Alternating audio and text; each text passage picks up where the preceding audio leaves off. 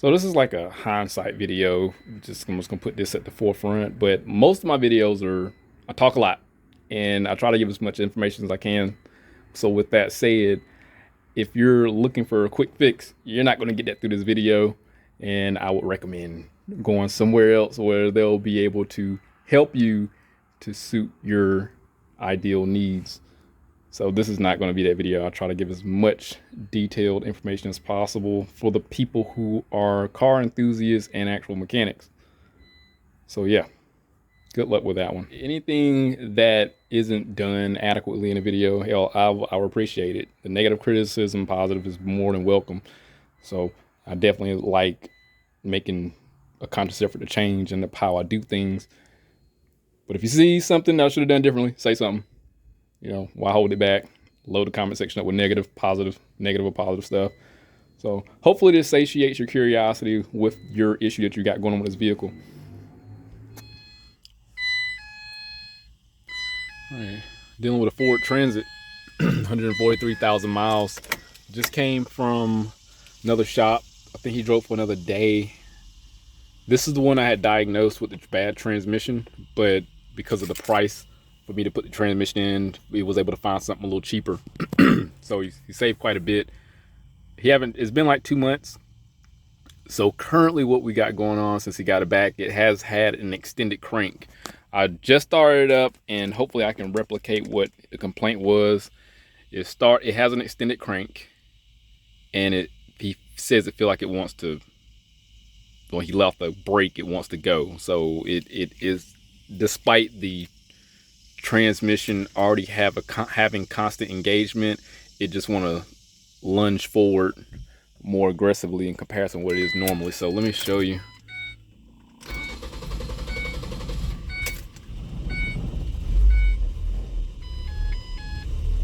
So an extended crank there. Let me cut it back off. It started loping like a camshaft was in there. No check engine light. Let me try it again. I can already tell you, I think I know what that is. And without popping this hood, I'm gonna tell you what I think, because I mean that extended crank, the loping, the huffing, or however you want to describe it. Look at the RPM. I just really think it's gonna be evap related or vacuum leak.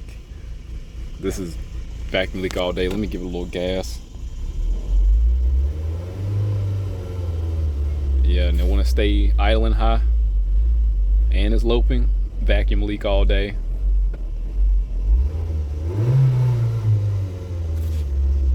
See if I can zoom out when I let off the accelerator. It holds that idle. It makes sense. So when I put it in drive, yeah, the lope is more aggressive, like camshaft advancement. I'm sorry, retardation. But it's just likely gonna be vacuum leak. Let me pull in the garage. All right, I'm not gonna tell you no lie. This cutaway has been 24 hours, and I'm just gonna blame it on women. That's the best thing I can tell you. All right, let me see if I can get back on track. So last I left, I gave my conjecture what I think happened.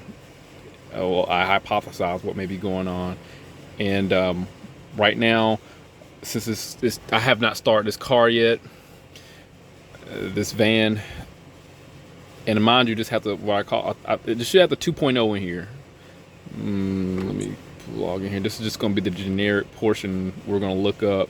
But I was just thinking yesterday, like I can just look at the map sensor, see what the values are. Okay, so we have no check engine light codes. He drove it here, so I'm gonna go to the vacuum PID or the manifold absolute pressure and see what that's getting. Oh wow, interesting. This might be worth looking into here.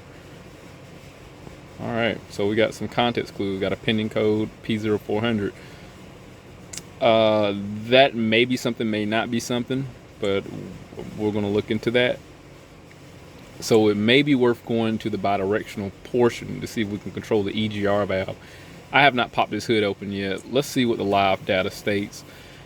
So I'm thinking if the map sensor PID isn't around, it depends on if it's PSI intake manifold. Here we go, right here. So this is normal atmospheric pressure. And then from what I recall, normal vacuum for vehicles are around 6 PSI. That's so if current static state, like where you're breathing right now, is 14 PSI, to pull that down to vacuum is going to reduce this value. So there's other forms of measurement, not that bright, but we're going to look at this. Let me start it up and see if it drops down to 6 PSI. And this is just the value I recall with some of the other vehicles. So it is high. Look at that. 12. And I remember the other vehicles going around 6 PSI. Do we have any? So it's taken away. Short term, that's long term. Let's go down to, does this have a mass airflow sensor? I don't think, yeah, here you go, right here. I don't think mass airflow sensor is going to be important, really, will it? Because the vacuum chamber is out of whack. Let's go to conversion factor. So if you have a generic scanner, you're not, oh wow, look at that. 7 grams per second. This needs to be way down there to about I want to say about close to 2.7 grams per second. It's a 2 liter. So we got high, I'm thinking we got high manifold absolute pressure. So that's still predicated based off the health of the engine, and I'm just going off of normal values from what I've seen from other vehicles. I think this should be down about 6 PSI. This is excessively high. So we definitely got a vacuum leak somewhere, but the short term with the vacuum leak isn't detecting lean. The long term is adding 5%, which is fine. So depending on where the vacuum leak is, if it's like an actual EGR system on here, then it could just be affecting one cylinder. But we still should have long-term, short-term, fuel term accommodation, I'd imagine. Not necessarily, well, if I think about it, not necessarily, because of how the EGR takes the exhaust gases and go back into the intake. It's just readmitting all that, but this mass airflow is questionable right here. This is what I don't like. Let's finally pop the hood, because I'm tired of talking about it. But it actually started up like normal. Could be, if you know, with a lot of these Fords, like I was saying, the evap purge valve. But if it's rich, let me cut it off, cut it back on, because it should have, if the evap purge valve is stuck open, then it should have taken all that fuel vapor, and it should be an extended crank. Yeah, but so it might not affect the long-term, short-term. Okay, let's pop the hood. Let's see what it is. All right, so I got it moved in. I want to mention one other thing that I've been experiencing, which leads me to a vacuum leak, is when I pull it in, go to press the brake is real hard. So there's a, yeah, it's unless they messed up something when installing transmission, this really seems like a really bad aggressive vacuum leak. I try my best to look through this engine, just open it up and then put my light here. So let's look at it now and see what's going on. So we have our valve here for the evap. This is going to be worth investigating. Our mass airflow sensor. check all this, make sure this is tight, because we did have quite the value with this. But then again, the map sensor values were like crazy. I mean, what's the context clue of them damaging the intake, you know, after changing the transmission? Transmission had to come down, depending on the route they took, could have cracked the intake manifold. We have a, oh, here we are with the evap line here. There's our purge valve. What I could do is pull this off and block it, see what happens. I think that'll be worth doing first. Let me get a vacuum block off, like a rubber block stopper. So let's take one of these. Go down here, plug this up like so, and I'm gonna see if the values change. And I could, then again, the brakes were hard also. I just remembered that. So I wasn't satisfied with the brake line. So that's why I'm like chasing vacuum. Let's see what the values are now. Oh man. Oh, sure, I left the key out there. I don't like this design where you gotta use the key to open the hood. So if this isn't the issue, I mean, the next thing I have to do is check for vacuum leaks. Dang, I hate that I have to do that. But again, the EGR, I swear I didn't see EGR in this car. Like, let's see what happens.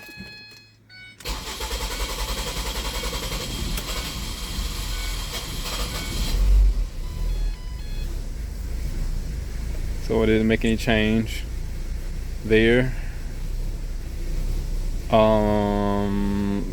Let's see if it made any change here. Nope. That's weird that the grams per second is so high.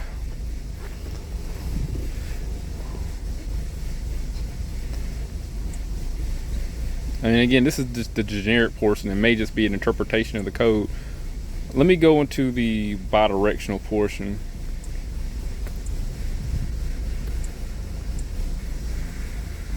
This is what we're working with, the 2012 Transit 2.0.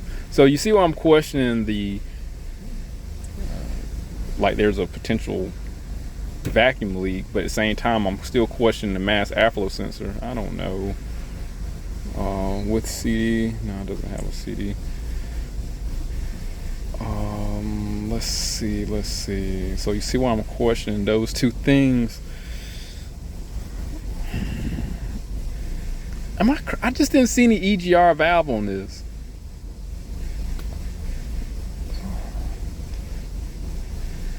All right, let's go to diagnosis. We can go to the control unit, go into the PCM. Let's see what the bidirectional codes read, if there's a code, because sometimes depending on the manufacturer, there may be a code in the generic, but no code in the bidirectional portion. And if there's no check engine light, you just kind of let it go. Right, here we are with code. So I guess it does have the EGR. So we still got the p0400. We got another p0400 here. So let's see what the freeze frame states. Sometimes it's not going to give you anything specifically with the EGR.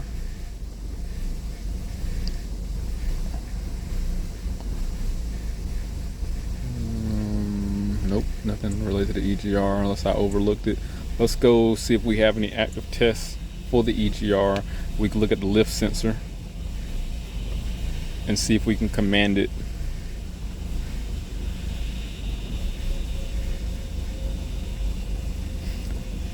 Just a bit of history. I did have another car with the EGR. It was a Honda I did a video on, but that had a misfire. You could look at the EGR lift sensor and show it was elevated about 2 millimeters. Here's the EGR valve stepper. So we'll go here. No, Might use this to see what we. Okay, following the directions. Let's see if it changes.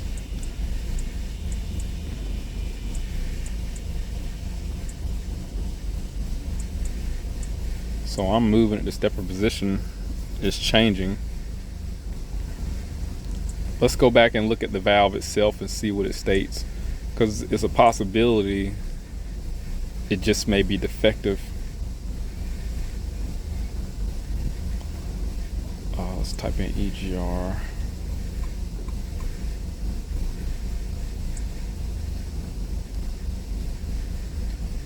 Sensor A, so it's 12%.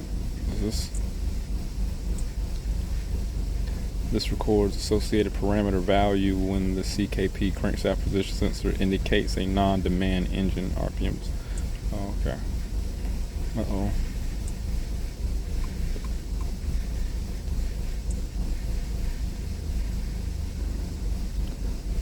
There's 0% command.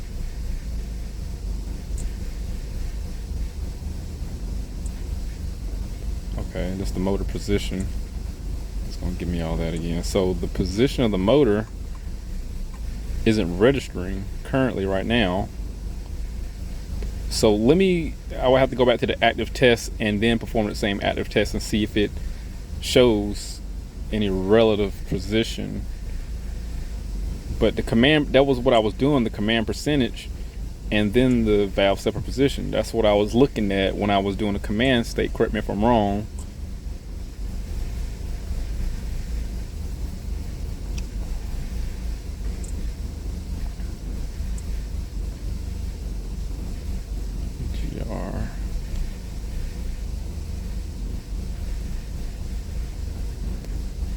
Stepper motor position. I'm just gonna pull these, see what it say. Don't need those.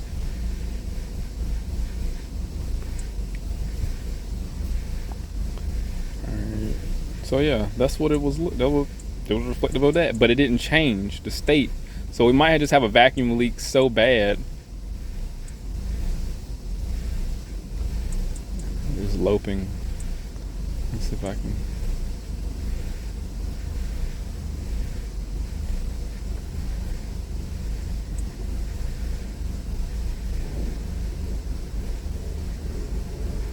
I feel like I did do something, but I don't want to chase the EGR. I think because it detects a vacuum leak, it implies what it may speculate is the problem.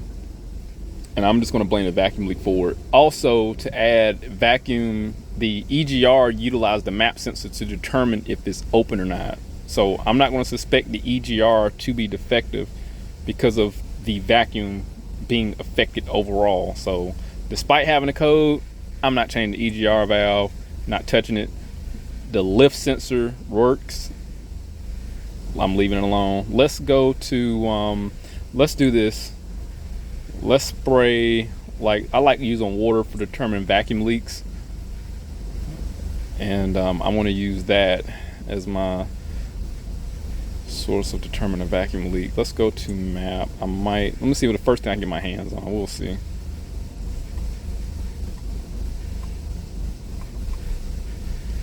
That's the manifold pressure sensor.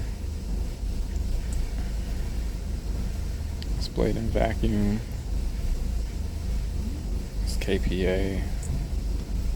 That would have been the PSI. That's KPA. Wait. Okay, that's PSI right there. Okay. All right, let's go out here and mess around with it. All right, I do have some other PIDs pulled up. I do have the long-term and short-term pulled up because that'll help me determine if there's any vacuum leaks. I'm going to look for change in the vacuum right there to the far right, the manifold pressure. I'm going to look for that to attempt to reduce, and I'm going to look for an accommodation for the short term to add more fuel, because adding water will lean it out essentially. This has to be a vacuum leak.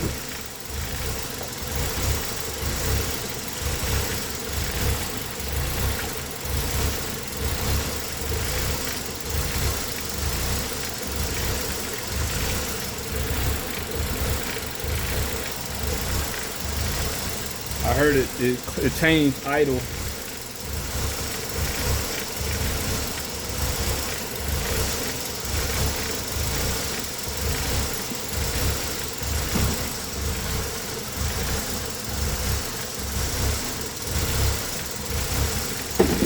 It did change idle. Let me spray some brake cleaner over there.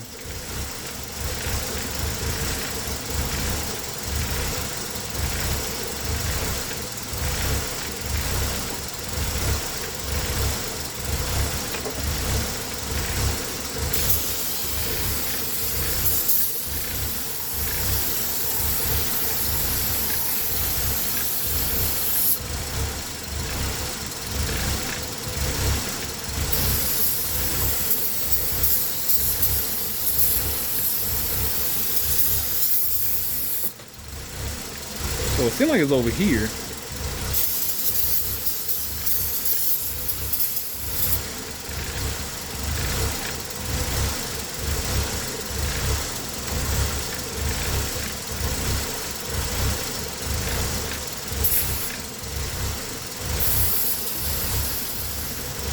Being that I didn't see any drastic effects, what I'll do is rev it up and see if it takes in what I admitted. Like if I gave it water, does it change the state, try to break up? If I added supplemental fuel around the intake, is it sitting somewhere and collecting? So when I rev it up, does it reflect in the long term and short term? Because before we had a value that wasn't accommodating, but now it is. So it looked like the intake may be bad because the fuel source is somewhere collecting, because it's negative right now versus positive. All right, so let me give it a little bit of gas, see what happens. Yep, look at that. I gave it a little gas and it's going. It started taking away fuel.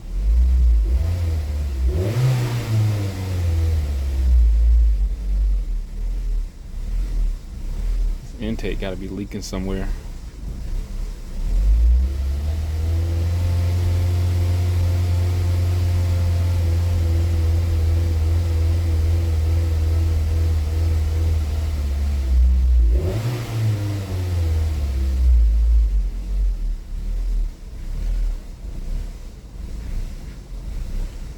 What I likely would have to do is just smoke test the intake, see if I find anything.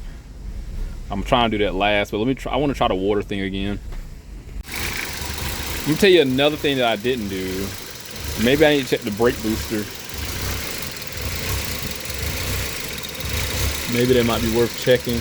Let me pull this out, plug that off, and see if it changes.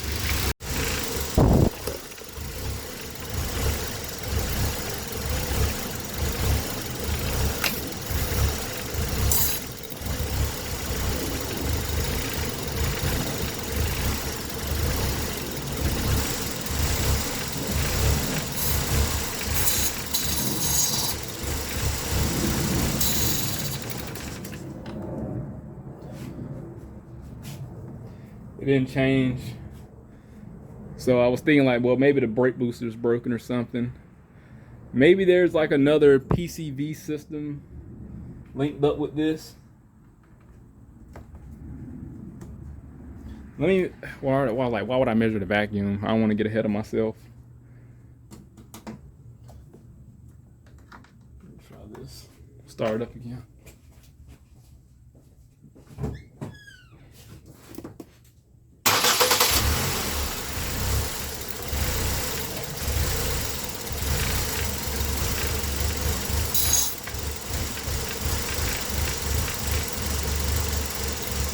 So the vacuum is still around 11 PSI. So that didn't make any changes.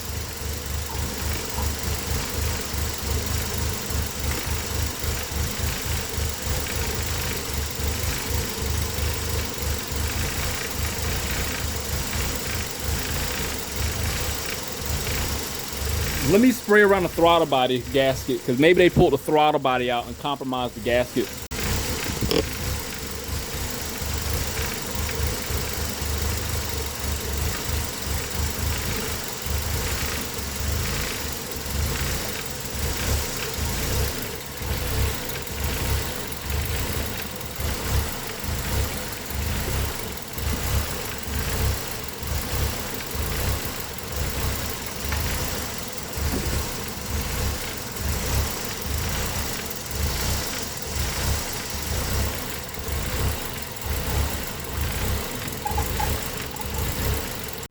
Well, gosh darn.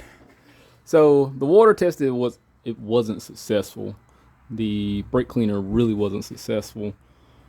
I pulled off the evap line, plugged that, no change. Plugged off the brake booster, no change. Let me see if there's anything EGR related, I guess. See, I don't think it's EGR related because there's no EGR tube or anything. The EGR is down right there. That's where it's mounted on the cylinder head. And likely what it probably has done or accomplished was take an intake port and loop it around to the exhaust portion.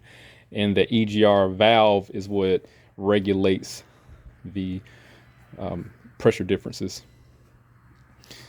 So I just don't think the EGR is bad unless there's a bad lift sensor.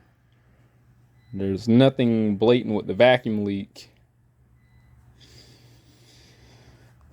So I guess one thing I could do, assuming that the EGR is defective, probably put like, and not have to remove it, smoke test the exhaust maybe, because it'll go through the exhaust, but I'll make sure the valve that controls that open. So I wouldn't know that unless I pull it off. I'm trying to be as least invasive as possible. Maybe I can knock on the EGR, but I don't think the EGR is open, is stuck, unless the valve broke and the lift sensor is defective. But that's just too many. That's too many. There's two combinations of problems that needs to happen, and usually it's going to be one. The EGR valve is defective, got stuck, and then the lift sensor is reflective of it. I just don't think the EGR valve is bad. Smoke test the intake. I think it's the only other option because the possibility when they probably used something to support the intake manifold when they were pulling transmission out. Don't know. But that's, if I was a human and knowing that I screw up, that's probably what I would do. So I'm gonna remove this port here and hook up my smoke tester for the intake, and let's see what happens. All right, so I got my smoke tester in there. This is a long shot, but I can see the EGR tube inside the throttle body. So if I pull the throttle body off, I'll be able to see that. One thing I was thinking, and this was kind of a dumb move on my part because I don't know what I was thinking, like the valve itself probably will be connected with the pathway for the EGR. And it was just stupid. I don't know what I was thinking. But the EGR should be from here, clear source to the intake, and clear source directly to the exhaust manifold, like directly at an outlet.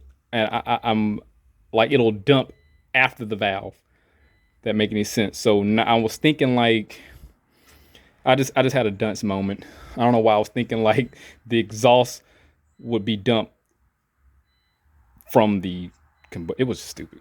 I mean, it was just don't ignore me. So what I could do, put the smoke tester at the exhaust and allow it to blow into the exhaust system and look through the intake here and see if I see it traveling outside of there. What I could do is remove that, remove the throttle body for better visual representation. And because I mean, just 4 bolts here, pull that off and you can see exactly where it dumps out. And we can go from there. So I could essentially also put like a 90-degree fitting at the EGR inlet, outlet at the intake, pull vacuum, see if it holds vacuum. That'll let me know the EGR is actually defective. Because I smoke test the intake and it didn't come out the intake. I was going to take this off and I said, let me look inside of here. And I literally saw the EGR tube, the dump tube and the intake manifold. So let me come up with a game plan. You're going to see what I'm going to do. And we're going to diagnose this for what I got going on, for what the materials I got, the diagnostic equipment that I got. So I'm trying to find the least invasive way. So let me pull this throttle body off so we can get a better visual representation, and then we'll go from there.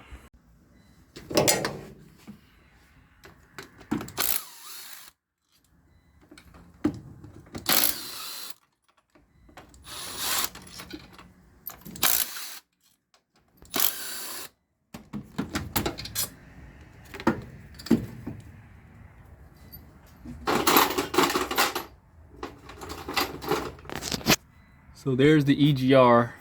There's the tube that dumps into the intake manifold.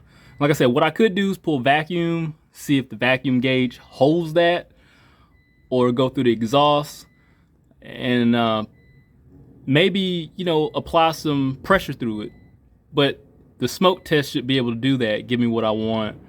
Let me figure out a way of constructing this to the back of the exhaust, and we'll go from there.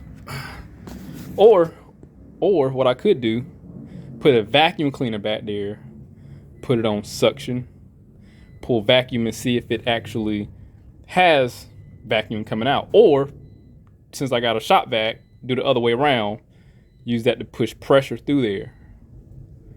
I don't know, I got a lot of options. You're gonna see though. So this is what I got. Got the shop vac hooked up, and then I have painter's tape around here.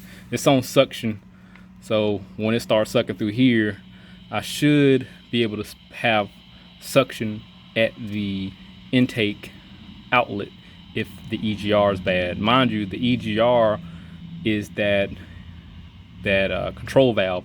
It should cut off all types of flow going to the intake, so we shouldn't have any vacuum leaks. Everything needs to be sealed in that aspect, in the intake chamber. So again, this is why our vacuum was extremely high. Look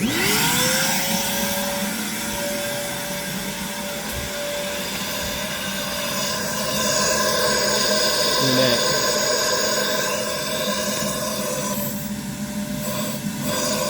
Let me get a vacuum gauge for you.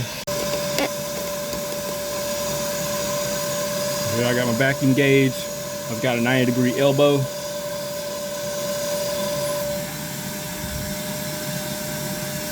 It ain't much, but it's a vacuum cleaner.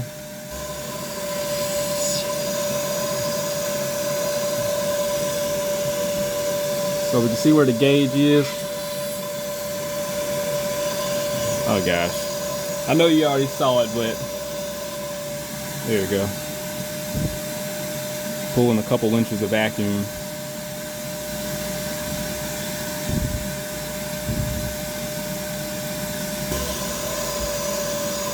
This is out of calibration. I was thinking it would have been kind of cool if I could get my camera down in there and actually physically see the valve. Well, right now I'm going to have to pull the EGR off to physically see it now. Now that we diagnosed, we know it's bad. So I have no problem replacing. Now, what's strange is it just had a combination of problems. The EGR valve broke in some form or fashion or got stuck. The lift sensor wasn't working appropriately. So I'm thinking the valve physically just broke in half, which what are the odds of that? Oh gosh, it's hot. So the problem is I got to remove the heater hose to get to the EGR valve, and it looked like it's only 2 bolts holding it on. Just stupid. Let me figure out something. All right, so the plan is to just remove the upper heater hose and just let the coolant drain, pull the 2 bolts off, and I should be able to remove the EGR. That's what it looks like. I don't think there's any more bolts on here. I swear I got one of these laying around. I don't want to be lying to you. So there's a heater hose going to the EGR.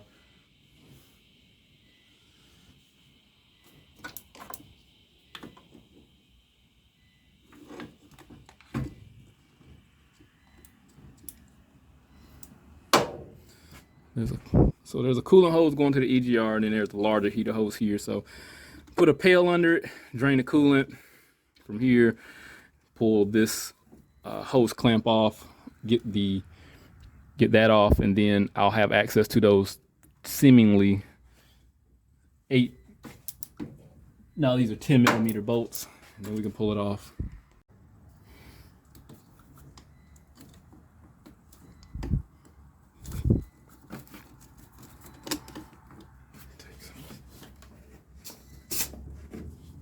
Leave the coolant pressure.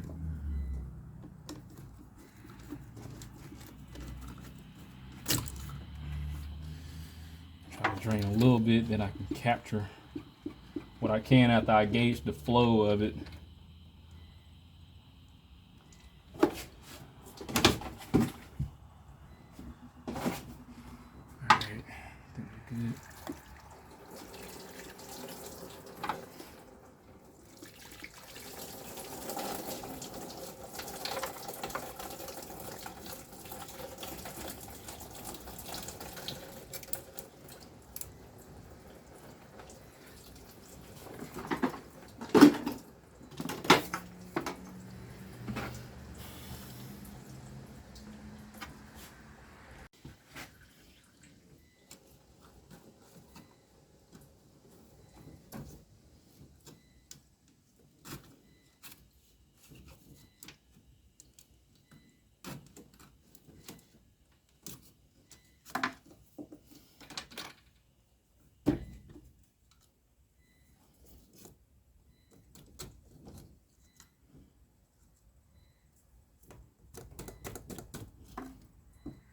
Plastic holes down there. It's plastic teeth fitting down there, so you gotta be careful with that. So now I can get a 10mm down here. I just gotta get a different, whatever necessary sockets that I have to access that. Like a 1/4 inch is gonna be my friend right now.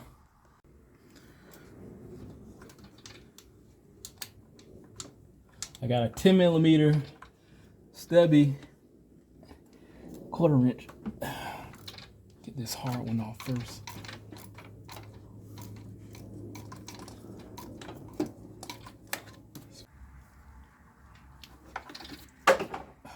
Shit, if it can, it will fall into the coolant below. I call myself capturing the coolant and I miss majority of it.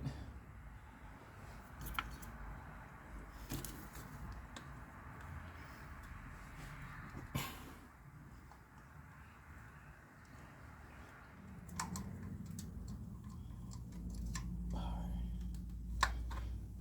hope I got the right bolt out. So I got one. Let's try another one.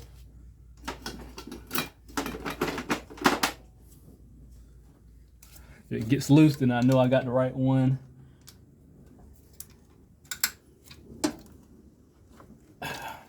Yes, I got the right one.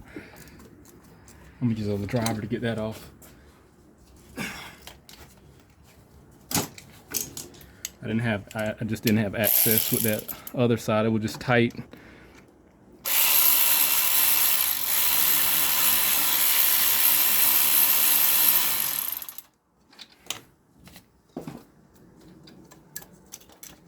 All right, let's see if I diagnose this properly or not.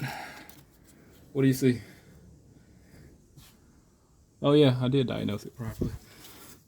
Look at that valve. It's open. Yep, stuck open. That's crazy. The lift sensor didn't state that it was stuck open. Let me see what I can do. Like, unless the valve itself just failed. No. It's just broke. It's definitely stuck open though. That'll do it. I mean, I don't know any other way to prove that this is the problem. You know, I could do a light test, shine a light down here, see it from the top, or you know, pour water at the top, and it's not going to hold. It's going to drip down through. But you can see that it's open. See that right there? That gap. That's our vacuum leak. So I'm gonna say hindsight is always gonna be 20/20. I mean, I could have followed the instructions of the p0400 code, but you know, I probably would have been wrong. But I just couldn't help but to just naturally go towards human error. It was a 50-50 chance because I didn't see anything with the lift sensor. It's fine. It's like that. Maybe the sensor well, that the value that we have, like 13%, was probably, it stated it was the command, like a desired command during decel. So I didn't chase that because it wasn't an actual lift state like one of the other PIDs had that was 0. So again, hindsight is always 20/20. I did just check over human error stuff, did what I needed to do. I wouldn't change anything else. I wouldn't have just willy-nilly changed the EGR valve, because just my luck, it wouldn't have been broke. But being that I had some, I didn't see a vacuum leak, didn't change the intake gaskets, or just jumped the gun. I exercised my my options here. Did a smoke test, looked into throttle body, saw the valve. Just based off of experience, know how the EGR system work. I know that don't sound right because of what I was speculating earlier, but a lot goes through my mind. And put the vacuum to it, found the problem. Here we are, replacing the part. I'm gonna go find this at the part store, see what's available. And once I get this replaced, you'll pretty much just go in reverse order and install this. I'll definitely give you the labor time to do this, and we'll look at the data and see how corrected it's going to be. So our fuel trim should change, and especially our manifold absolute pressure values should go from 11, ideally I would imagine, to around 6 or 7 PSI. All right, so got back from the part store. If y'all know, I frequently patronize O'Reilly's. Patronize, not a bad word, but I do criticize them when they're wrong. This is a standard motor product. Here's the EGR valve part number, EGV1025. Now, let me tell you this. Don't ask me if it's going to work or not, but I will tell you it's going to work as far as the symptoms that we had going on. The valve is closed as much as it's going to be closed, and this should correct our vacuum problem. As far as it working like it's supposed to, that's a good question. Now, this does come with 2 different gaskets. Here, it does have some instructions. There's one for the 2 liter, which has a smaller orifice than the one with the 2.5 liter 4-cylinder. The good thing is it doesn't come with the composite gasket. This does come with metal gaskets. So here's the one for the proper one we're going to use. Here's the one for the 2.5. As far as theory of what will happen if you put the incorrect one in there, well, I assume nothing's going to happen, simply because, you know, the restrictor's here in the EGR. So but at the same time, this, depending on, like, well, they look like the same orifice, so this likely is going to be the restrictor plate. So it could potentially create more of a I guess it could put it out the specifications when going through a decel, because the EGR works when you're decelerating, and it will bring up those values to atmospheric pressures versus a vacuum, and it allow it to recirculate like it's supposed to. So that's just an assumption. So this orifice may be necessary, the smaller one, in comparison to the one for the 2.5. So just put the right one in there is what I'm saying. I don't want to chance it. I'm not going to find out. I don't like this repair specifically. So let me get the old gasket off of here and show you. Okay, well, look, this actually is the factory gasket, I'd imagine. I mean, it's the original EGR that came off, unless there's a revision or there was like a service bulletin and came out for this. I don't know. I'm just going to put what the information specifies. Let me see if there's any type of updated bulletin for this gasket. It may list it on the piece of paper that was provided. Make sure you match the existing gasket. So, yeah, I don't know. It doesn't say anything about technical service bulletin or some type of revision, but I'm going to put the small one on here. It's just the EGR valve. It doesn't really have any type of major influence on drivability or anything, besides the fact that this was defective. the new one, not the new one, but the old one was defective. That's the only major influence it's going to have. Otherwise, you can delete this and not have any problems, assuming you delete it and the lift sensor and everything works. Now, that's not specifically 100% true because of how the EGR monitors the system. And I'm just being vague because it depends on the system. But this monitor on this vehicle, like most, utilize the map sensor to determine if the EGR is defective. Just like how we got a code, when you're decelling, the engine goes into a vacuum state. The EGR lifts and relieves some of that vacuum state, and the pressure the vacuum essentially goes up towards atmospheric pressure, not to atmosphere, but towards it. And that's how the map sensor or the EGR can influence the values and create some problems. Older vehicles, but traditionally, logically also, if you remove this, it's not going to affect anything. But in today's modern vehicles, it will, because of how sensitive the computer systems are. And again, I'm just going to use the gasket that it came with. These little tangs here, these tabs, give you the ability to lock we did this in school. There we go. Matched up the shapes there. It gives you the ability to put the screw in there, the bolt, and it'll hold the bolt in place.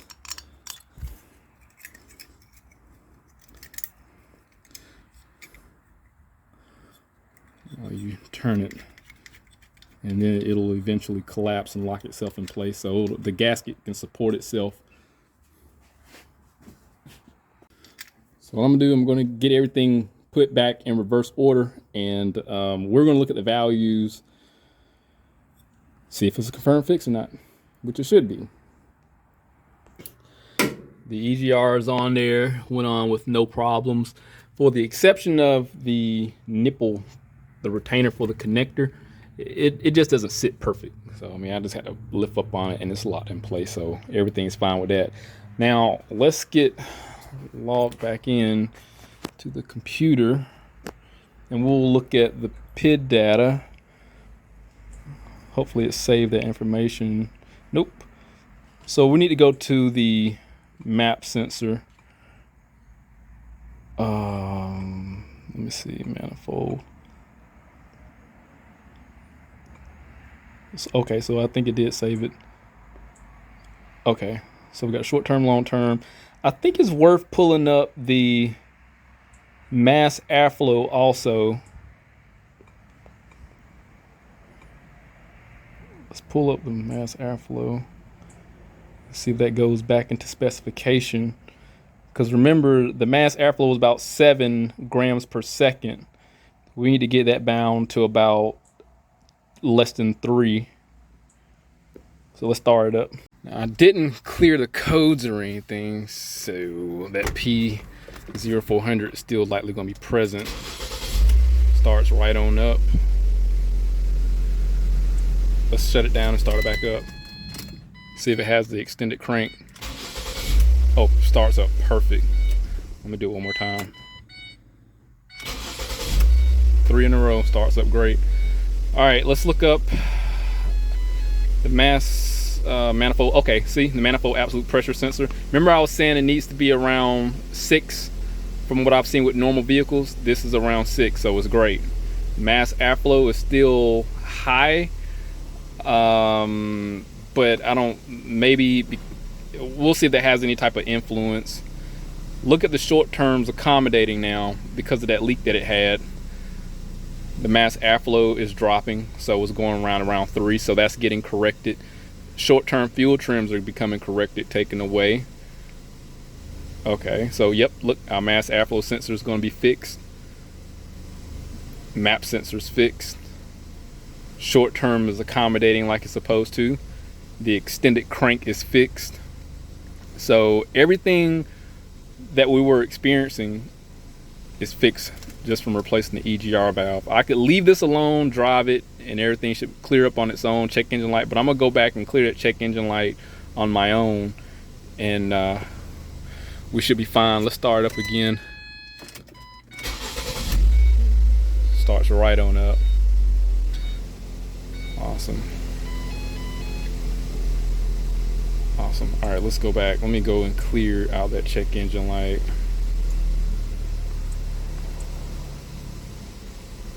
Cool. All right.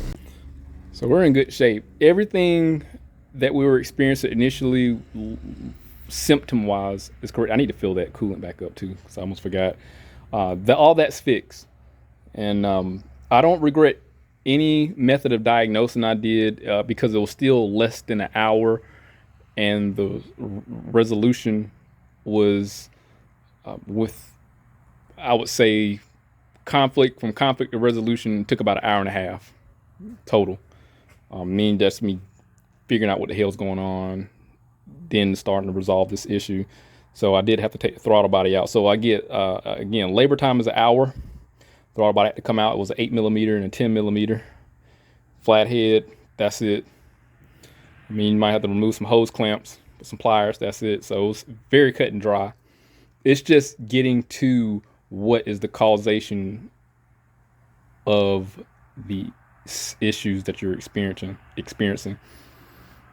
Again, I don't think I would have went through any other method. Now I will add, when he got the car back, immediately he was saying that there was some problems. The shop that it was at that put the transmission in it, because this is that vehicle I had diagnosed a transmission for, but it was going to cost more.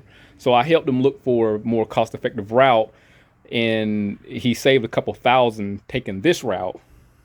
But unfortunately, he got it back. This happened.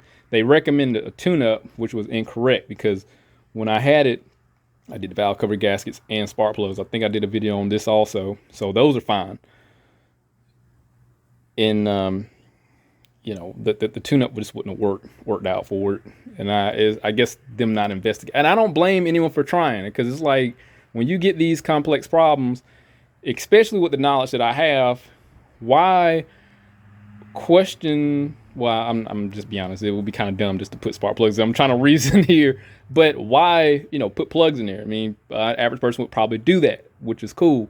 But what we were experiencing was definitely with the brakes, that's fixed. The brake assist wasn't there. So it was a vacuum problem.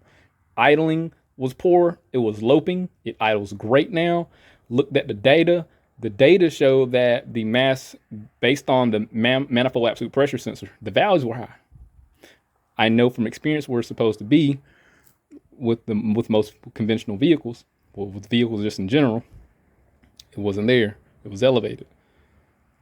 So the brake, extended crank, poor idle, values,